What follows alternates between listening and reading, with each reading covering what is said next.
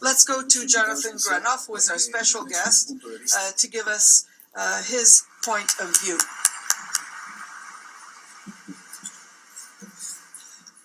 Never underestimate the power of vision. The country that I'm from was founded on a vision that all human beings are created equal. That's a vision. It's not a self-evident truth. We hold this truth to be self-evident that all men are created equal. Well, there's some people here who are extremely good-looking, and I'm not one of them. But we're equal. It's an ought. And when it was stated, women were not included, people of color were not included, and people without property weren't even included. But that ought has been a compelling vision for the rule of law, for the principle that all are equal under the law. In populist nationalist states, in states in which tyrants rule, the state is not subject to the rule of law. The state rules through law.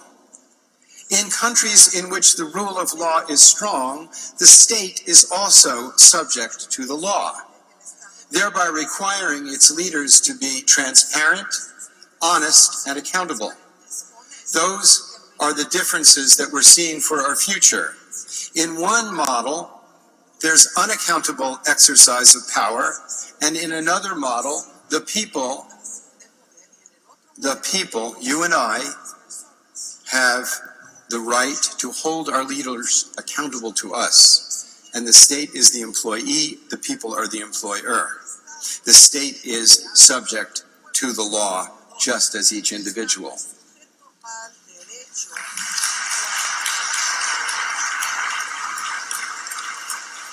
The second point I want to make is education on the values upon which the rule of law rests. This principle of equality is so important. And I would urge that every minister of education at every level ensure that every secondary school child, before they graduate, has a copy of the Universal Declaration of Human Rights and some course material on it.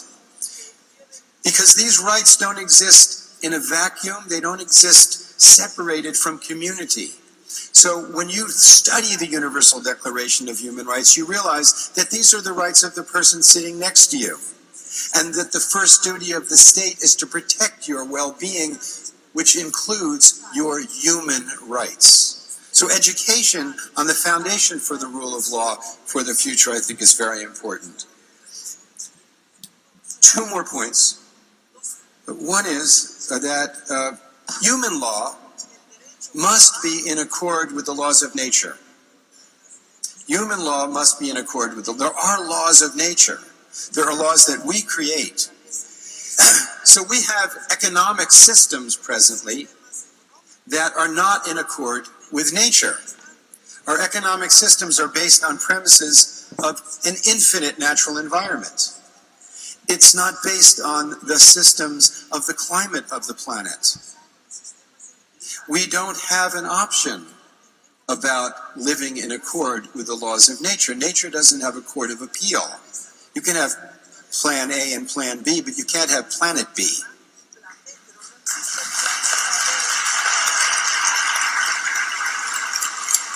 So as to the law here, I think there's a model that some of the Scandinavian states have, which is called the precautionary principle in the law, which is that if you're going to introduce a chemical, for example, in the environment, the producer has to demonstrate that it will cause no harm, rather than allowing the harm to be committed by the technological innovation, which was what fossil fuel has done to us, and then trying to back up.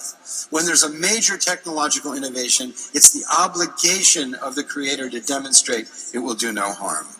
That's a principle that needs to be embodied universally in the law.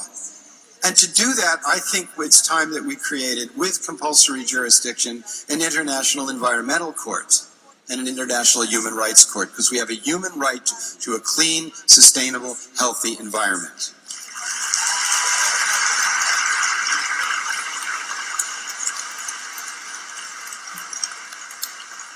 My heart wants to share so much about this subject, but I'm just going to end with one framework that I think is really important, because I think we're threatened now with the failure of the states with the most power to live up to their obligations under the treaties that will either determine whether we will survive or we won't. Now, no domestic system could have one set of law for the powerful and another set of laws for others. It would just fall apart. It would be inconceivable. But presently, we have a set of security laws on the planet that go something like this. Well, just imagine if the Biological Weapons Convention said, no country can use smallpox or polio as a weapon, but we'll let 9 countries use the plague as a weapon. We would say that's inconceivably unjust and destabilizing. It simply couldn't work. We wouldn't accept it. That's precisely the regime we have with nuclear weapons. 9 countries are saying these horrific devices are acceptable to us, but not acceptable to anybody else. That is not sustainable. And every citizen on the planet, every citizen and every leader of states with or without nuclear weapons has an obligation to change this unacceptably risky, immoral, illegal situation. Thank you.